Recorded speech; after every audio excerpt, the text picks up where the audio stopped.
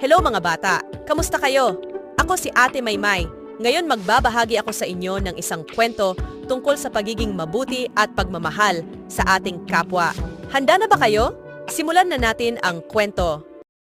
Sa isang maliit na baryo, may isang munting bata na nagngangalang Gab-Gab. Si Gab-Gab ang pinakabibo at masayahing bata sa kanilang lugar, kaya naman lahat ay natutuwa sa kanya.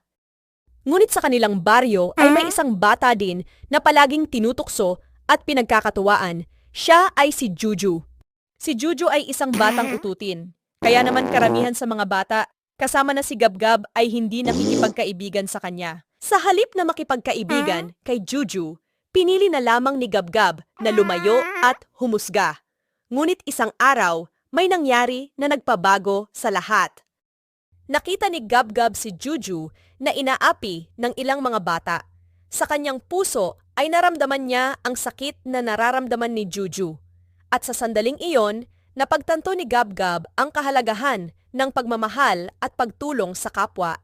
Sa halip na manatiling tahimik, lumapit si Gab-Gab at tumulong kay Juju.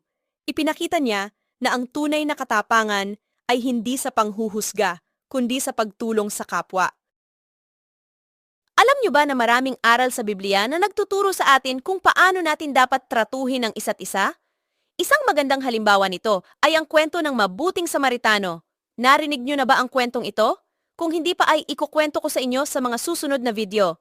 Ang kwentong ito ay nagpapakita na dapat tayong magmalasakit sa mga taong nangangailangan kahit sino pa sila. Ang pagtulong at pagmamalasakit ay nagpapakita ng pag-ibig natin sa Diyos at sa ating kapwa. Na-enjoy nyo ba ang ating kwento? Kung oo ay paki-like at share nito sa inyong mga kaibigan. Salamat sa inyong pagtangkilik. Sana'y marami kayong natutunan. Hanggang sa susunod nating kwentuhan, ingat kayo palagi at magpakabuti sa isa't isa. Huwag niyong kalimutang mag-subscribe.